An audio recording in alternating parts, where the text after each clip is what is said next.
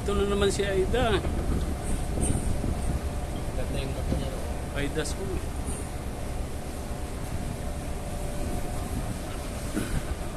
Kumanda na nil, ganda na yung lifestyle natin. Pag cross-cross na lang. Ha? Pag cross-cross. Yung.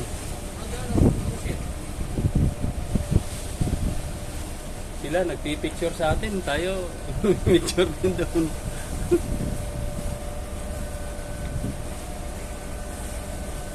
Pero may isang Aida akong nakita eh. Mas malaki nito. Mas malaki.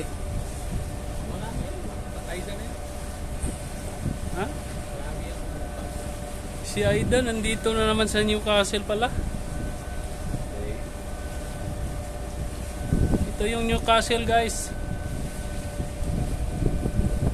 Kita mo yung mga... Tapos yan yung lock.